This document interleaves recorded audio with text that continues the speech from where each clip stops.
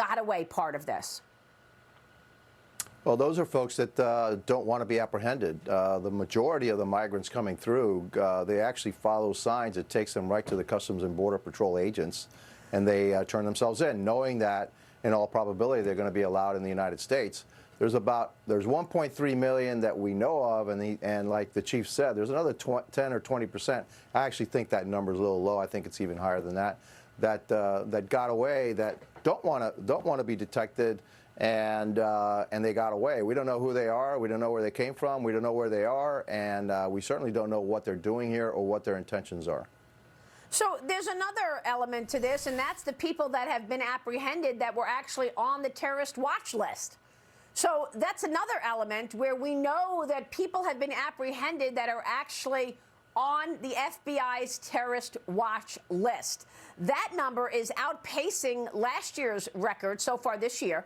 Border agents have stopped 69 people between the ports on the FBI terror list, bringing the total now to 182. That's just since 2021. Only 8 people were apprehended who were on the terrorist watch list between 2017 and 2020 for 3 years, Congressman.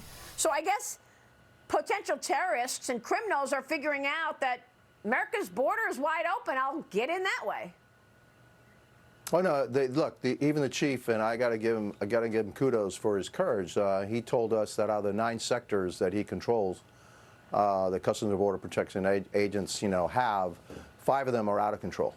He has no operational control on 5 of the 9 sectors in our southern border, which is in direct contradiction to what Secretary Mayorkas has been telling us for 2 years, that no, that the border is under control.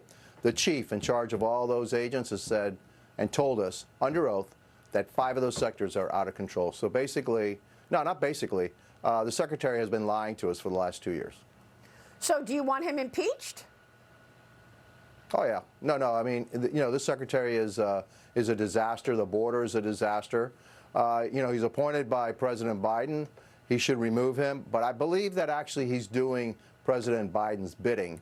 So I think President Biden is really happy with what's going on at the border. Because another question that I asked is, is the president dumb? Is Secretary Mayorkas, are they dumb? The answer was no, and I don't believe they are dumb. And so they've been told over and over again the things that they have to do in order to control the border. They refuse to do it, which means they want to do it on purpose. So this is all done on purpose. The reasons why they're doing it on purpose, I don't know. And by the way, those terrorists that we know we got, they were apprehended. How many terrorists actually getting through that are gotaways? If you're a real terrorist, I don't think you really want to go and get apprehended. I think you want to get away. So whatever that number is, over 89, 90 that we have apprehended, you can probably triple that on the gotaway side, at least. Well, I mean, look, there's also the China component, because now communist China is not just abusing our visa process, but they're actually sending individuals in through the southern border. I spoke with the founder of the Atlas organization, Jonathan Ward, earlier on Xi Jinping's upcoming meeting with Vladimir Putin. Here's what he said. Xi Jinping's on his way to, have another round with Putin on their comprehensive strategic partnership of coordination for a new era. I mean, this is a deep relationship, as we've talked about for a long time. It's very clear whose side China's on. And you add this to Xi Jinping's own very recent speeches, where he's talking about U.S. containment and suppression of our country and that sort of thing, and his foreign minister talking about how we're on a path to conflict. I mean, it's very clear what they're doing. I mean, a Russia-China axis is forming. This has been about a decade in the making. Congressman Gimenez, you're also a member of the House Select Committee on the Strategic Competition between the U.S. and China.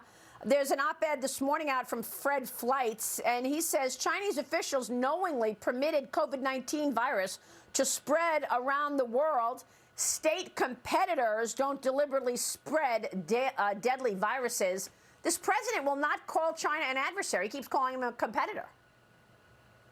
No, we look. Our select committee says competitor, but no, they're an adversary. Look, a competitor is somebody that's playing the same game by the same rules. China doesn't play by the same rules. They don't follow the rules. So that's an adversary, in my estimation. And I'm going to be proven right. They totally are an adversary. They are not. What China does is not in the best interest of the United States. We need to decouple from China as quickly as possible. We need our allies to decouple from China as quickly as possible, because we're actually feeding this monster, feeding the dragon that wants to devour us. And we better wake up. Good thing is, I think we've woken up, and I think our allies are starting to wake up too to the reality of what China really is and the threat that the Chinese Communist Party poses, not only to the United States, but to the rest of the free world. Well, some of us may have woken up, but it doesn't appear that this administration has, because if so, they would change policies to set the tone for corporate America. Corporate America still wants the money. Yeah. Well, there may be a reason for that, and I think, you know, our